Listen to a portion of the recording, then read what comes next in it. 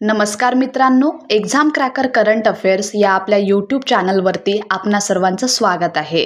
आज आपण बघणार आहोत 17 सप्टेंबर 2025चे टॉप 10 महत्त्वाचे प्रश्न। चला तर मग व्हिडिओला सुरुवात करूया। पण त्याआधी काल विचारलेला खास प्रश्न तुमच्यासाठी होता, अलीकडे कोणत्या देशाने फ्लॅमिंगो नावाच्या लांब पल्ल्याच्या क्रूज क्षेपणास्त्राची यशस्वी चाचणी केली आहे? तर या प्रश्नाचं योग्य उत्तर आहे पर्याय क्रमांक सी, युक्रेन। हे क्षेपणास्त्र युक्रेनने स्वदेशी तंत्रज्ञानाने विकसित केले आहे। या क्षेपणास्त्राची मारक क्षमता सुमारे 3000 किलोमीटर असल्याचे सांगितले गेले आहे। हे एक लांब पल्ल्याचे क्रूज क्षेपणास्त्र म्हणजेच लॉंग रेंज क्रूज मिसाईल आहे, जे जमिनीवरून प्रक्षेपित केले जाते। शत्रूच्या लांब अंतरावरील लक्ष्यांवर अचूक प्रहार करणे हा या क्षेपणास्त्राचा मुख्य उद्देश आहे। या क्षेपणास्त्रामुळे युक्रेनला आपल्या संरक्षण क्षमतेत मोठी वाढ करता येणार आहे आणि दूरवरच्या लक्ष्यांवर कारवाई करण्याची क्षमता त्याला मिळणार आहे। आता सुरुवात करूया आपल्या टॉप 10 महत्त्वाच्या प्रश्नांना। तर आजचा आपला पहिला प्रश्न आहे, अलीकडे कोणत्या भारतीय राज्याला पहिला रेल्वे मार्ग मिळाला आहे? तर या प्रश्नाचं योग्य उत्तर आहे पर्याय क्रमांक बी, मिझोराम। मिझोरममधील पहिला रेल्वे मार्ग सुरू होणे हा ईशान्य भारतातील पायाभूत विकासातील एक ऐतिहासिक टप्पा मानला जातो। बैरबी सैरांग या 51.38 किलोमीटर लांबीच्या ब्रॉड गेज रेल्वे मार्गाचे उद्घाटन नरेंद्र मोदी यांनी केले। हा प्रकल्प केंद्र सरकारच्या ॲक्ट इझी पॉलिसी अंतर्गत महत्त्वाचा टप्पा मानला जातो। या मार्गामुळे मिझोरामची राजधानी आयझॉल प्रथमच भारताच्या मुख्य रेल्वे जाळ्याशी थेट जोडली गेली। हा रेल्वे प्रकल्प 2008 ते 2009 मध्ये मंजूर झाला असून 2015 मध्ये त्याचे बांधकाम सुरू झाले। या प्रकल्पाचा खर्च सुमारे 8070 कोटी इतका झाला। संपूर्ण मार्गात 45 बोगदे, 55 मोठे पूल व 87 लहान पूल आहेत। ब्रिज नंबर 144 हा सैरांग जवळील पूल भारतातील सर्वात उंच पियर रेल्वे पूल असून त्याची उंची 114 मीटर आहे। हा नवीन मार्ग आसाम मिझोराम सीमेवरील बैराबी येथून सैरांग पर्यंत जातो। आजचा पुढचा प्रश्न आहे, काश्मीर मत्स्य विभाग कोणत्या माशाचा पुनर्वसन प्रकल्प राबवत आहे? तर या प्रश्नाचं बरोबर उत्तर आहे पर्याय क्रमांक सी, ब्राउन ट्राउट। काश्मीर मत्स्य विभाग पुन्हा एकदा ब्राउन ट्राउट या माशाचे पुनर्वसन करण्याच्या तयारीत आहे। हा मासा सुमारे 100 वर्षांनंतर पुन्हा एकदा काश्मीर खोऱ्यातील थंड पाण्याच्या प्रवाहामध्ये सोडण्यात येणार आहे। हा प्रकल्प ऑक्टोबर महिन्यात राबविण्याचे नियोजन आहे। ब्राउन ट्राउट माशाची काश्मीरमध्ये पहिली यशस्वी ओळख 1900 साली ब्रिटिशांनी करून दिली होती। त्याआधी 1899 साली केलेला पहिला प्रयत्न अपयशी ठरला होता। फ्रँक जे मायकल हे एक इंग्रजी गालिचा कारखान्याचे मालक होते आणि त्यांनीच 1900 साली हा मासा यशस्वीपणे आणण्यात महत्त्वाची भूमिका बजावली होती। आजचा तिसरा प्रश्न आहे, भारताने अलीकडे कोणत्या संस्थेतील ठरावाच्या बाजूने मतदान केले आहे? तर याचं योग्य उत्तर आहे पर्याय क्रमांक सी, म्हणजेच युनायटेड नेशन्स जनरल असेंब्ली। भारताने अलीकडेच युनायटेड नेशन्स जनरल असेंब्ली म्हणजेच UNGA मधील न्यूयॉर्क डिक्लेरेशनला मान्यता देणाऱ्या ठरावाच्या बाजूने मतदान केले। या ठरावात इस्रायल पॅलेस्टीन संघर्षाचे शांततामय निराकरण करण्यासाठी 2 राष्ट्र योजना राबविण्याचे आवाहन करण्यात आले आहे। ठरावाच्या मतदानात 142 देशांनी समर्थन, 10 देशांनी विरोध आणि 12 देशांनी मतदान टाळले। भारताचे मत हे त्यांच्या पारंपरिक परराष्ट्र धोरणाचे प्रतिबिंब असून ते पॅलेस्टिनी लोकांच्या स्वनिर्णयाच्या हक्काला व संवादावर आधारित शांततेला पाठिंबा दर्शवते। ही घोषणा फ्रान्स यांनी मांडली आणि सौदी अरेबियासोबत सहअध्यक्ष म्हणून जुलै 2025 मधील उच्चस्तरीय UN परिषदेदरम्यान सादर केली।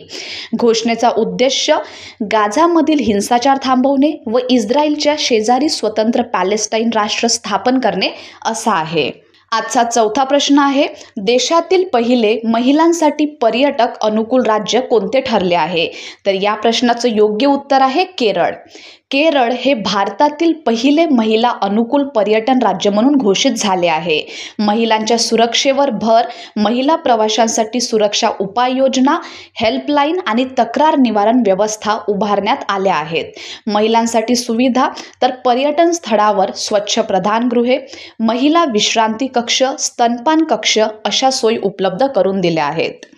चला तर मग केरळ राज्याबद्दल आणखी डिटेलमध्ये जाणून घेऊया.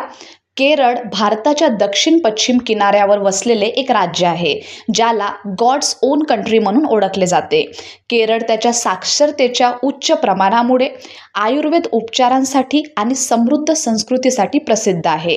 याची राजधानी आहे तिरुवनंतपुरम आणि केरळची स्थापना झाली होती 1 नोव्हेंबर 1956 रोजी. अधिकृत भाषा इथे वापरली जाते ती म्हणजे मल्याळम. येथील लोकप्रिय पर्यटन स्थळे आहेत आलेप्पी बॅकवॉटर, मन्नार टेकड्या, कोची आणि प्रसिद्ध कला प्रकार आहे कथकली आणि मोहिनीअट्टम. आजचा पुढला प्रश्न आहे, association of mutual funds in India म्हणजेच AMFIचे अध्यक्ष म्हणून अलीकडे कोणाची नियुक्ती करण्यात आली आहे? तर याचं योग्य उत्तर आहे पर्याय D, Sandeep Sikka. Association of mutual funds in India ही भारतातील म्युच्युअल फंड क्षेत्रातील एक उद्योग मानक संस्था आहे. ही संस्था म्युच्युअल फंड क्षेत्राच्या हितसंबंधांचे संरक्षण करते आणि गुंतवणूकदारांचे हक्क जपते. ही संस्था securities and exchange board of India म्हणजे सेबीच्या नियमनाखाली कार्य करते. AMFIचे उद्दिष्ट म्हणजे भारतीय म्युच्युअल फंड उद्योगाचा नैतिक पद्धतीने विकास करणे, पारदर्शकता सुनिश्चित करणे आणि गुंतवणूकदारांना शिक्षण देणे हे आहे. याची स्थापना झाली होती 1995 रोजी. याचे मुख्यालय आहे मुंबई, महाराष्ट्र येथे आणि नियामक संस्था आहे ती आहे सेबी. याचं लॉंग फॉर्म तुम्हाला लक्षात ठेवायचं आहे जे आहे securities and exchange board of India. आणि सदस्यत्व आहे सेबीकडे नोंदणीकृत सर्व ॲसेट मॅनेजमेंट कंपनीज या AMFIच्या सदस्यत्व आहेत. आणि याचं ब्रीद वाक्य आहे म्युच्युअल फंड सही है. आजचा पुढला प्रश्न, भारतात इंजिनियर्स डे कोणत्या दिवशी साजरा केला जातो? तर याचं योग्य उत्तर आहे पर्याय क्रमांक A, 15 सप्टेंबर. हा दिवस भारतातील महान इंजिनियर महर्षी विश्वेश्वरय्या यांच्या जन्मदिनानिमित्त साजरा केला जातो. महर्षी विश्वेश्वरय्या यांचा जन्म 15 सप्टेंबर 1861 रोजी झाला. या दिवशी इंजिनिअरिंग क्षेत्रातील योगदान आणि विद्यार्थ्यांच्या कामगिरीस प्रोत्साहन दिले जाते. आजचा 7वा प्रश्न, अलीकडे नमो लक्ष्मी योजना अंतर्गत कोणत्या राज्य सरकारने ₹1500 कोटींची आर्थिक मदत जाहीर केलेली आहे? तर याचं योग्य उत्तर आहे गुजरात सरकार, पर्याय क्रमांक B. ही योजना गुजरात सरकारने राज्यातील मुलींच्या शिक्षणाला प्रोत्साहन देण्यासाठी सुरू केली आहे. या योजनेअंतर्गत माध्यमिक म्हणजेच 9वी ते 10वी आणि उच्च माध्यमिक म्हणजे 11वी व 12वी स्तरावर शिक्षण घेणाऱ्या विद्यार्थिनींना मासिक आर्थिक सहाय्य दिले जाते. या योजनेचा प्रारंभ वर्ष आहे 2024 आणि याचे लाभार्थी आहेत 9वी ते 12वी मधील विद्यार्थिनी. सहाय्य रक्कम यांना किती दिली जाणार? तर 9वी व 10वीतील विद्यार्थिनींना प्रति महिना ₹500 दिले जातील आणि 11वी व 12वीतील विद्यार्थिनींना प्रति महिना ₹750 दिले जातील. आणि ही योजना भूपेंद्र पटेल जे सध्या गुजरातचे मुख्यमंत्री आहेत त्यांनी जाहीर केली आहे. आजचा पुढला प्रश्न, जॅस्मिन लॅम्बोरिया हिने 2025च्या विश्व मुक्केबाजी स्पर्धेत कोणते पदक जिंकले? तर याचं योग्य उत्तर आहे पर्याय क्रमांक C. तिने सुवर्ण पदक जिंकले आहे. कशामध्ये? तर 2025च्या विश्व मुक्केबाजी स्पर्धेत. कोणी? जॅस्मिन लॅम्बोरिया हिने. जॅस्मिन लॅम्बोरिया ही भारतातील महिला मुक्केबाज खेळाडू आहे. तिने 2025मध्ये आयोजित विश्व मुक्केबाजी अजिंक्यपद स्पर्धेत भारतासाठी सुवर्ण पदक जिंकले. आणि ही जी स्पर्धा आहे ते कुठे आयोजित करण्यात आली होती? तर ही स्पर्धा आयोजित करण्यात आली होती लिव्हरपूल, इंग्लंड येथे. ती महिला 57 किलो वजनी गटात सहभागी झाली होती आणि अंतिम फेरीत तिने जुलिया सेरेमेटा जी की पोलंडची आहे हिला 4-1 गुणफरकाने पराभूत केले. आजचा 9वा प्रश्न आहे, अलीकडेच आंध्र रणजी संघाच्या मुख्य प्रशिक्षक म्हणून कोणाची नियुक्ती करण्यात आली आहे? तर याचं योग्य उत्तर आहे गॅरी स्टेट.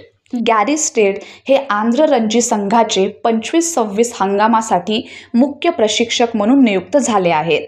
गॅरी स्टेड हे न्यूझीलंड राष्ट्रीय क्रिकेट संघाचे माजी मुख्य प्रशिक्षक आहेत. त्यांच्या नेतृत्वाखाली न्यूझीलंड संघाने 2019 मध्ये एक दिवसीय विश्वचषक ICC क्रिकेट वर्ल्ड कप अंतिम फेरी गाठली होती. इंग्लंड विरुद्ध सुपर ओव्हरमध्ये त्यांचा पराभव झाला. नंतर 2021 मध्ये विश्व टेस्ट अजिंक्यपद स्पर्धा ICC वर्ल्ड टेस्ट चॅम्पियनशिपमध्ये त्यांनी विजेतेपद जिंकले. 2021 मध्ये T20 विश्वचषक ICC मेन्स T20 वर्ल्ड कपमध्ये त्यांनी अंतिम फेरी गाठली, पण ऑस्ट्रेलियाकडून त्यांचा पराभव झाला. आणि आजचा शेवटचा प्रश्न आहे, म्हणजे प्रश्न 10वा आहे, भारताचा सर्वात मोठा हरित अमोनिया प्रकल्प कोणत्या राज्यात विकसित करण्यात येणार आहे? तर या प्रश्नाचं योग्य उत्तर आहे पर्याय क्रमांक C, ओडिसा येथे. ओडिसा राज्यात भारताचा सर्वात मोठा हरित अमोनिया ग्रीन अमोनिया प्रकल्प उभारला जाणार आहे. यामध्ये ACME ग्रुप आणि IHI कॉर्पोरेशन जपान यांनी संयुक्तरित्या हा प्रकल्प गोपालपूर ओडिसा येथे उभारण्याची घोषणा केली आहे. या प्रकल्पात ग्रीन हायड्रोजनपासून हरित अमोनिया तयार करण्यात येणार असून यासाठी अक्षय ऊर्जा म्हणजे सौर व पवन ऊर्जा वापरली जाणार आहे. या प्रकल्पामुळे भारताला कार्बन उत्सर्जन कमी करणे, खत व इंधन उत्पादनात स्वावलंबन मिळवणे आणि मोठ्या प्रमाणात रोजगार निर्मिती करणे शक्य होईल. तर हे होते आजचे आपले टॉप 10 महत्त्वाचे प्रश्न. आणि आता बघूया तुमच्यासाठीचा खास प्रश्न, ज्याचं उत्तर तुम्हा सर्वांना कमेंट बॉक्समध्ये द्यायचं आहे. तर आजचा खास प्रश्न आहे, जागतिक ओझोन दिन दरवर्षी कधी साजरा केला जातो? या प्रश्नाचं उत्तर तुम्ही सगळ्यांनी कमेंट बॉक्समध्ये द्यायचं आहे. जर तुम्हाला व्हिडिओ आवडला असेल तर लाईक करा आणि चॅनलला नक्की सबस्क्राईब करा. धन्यवाद.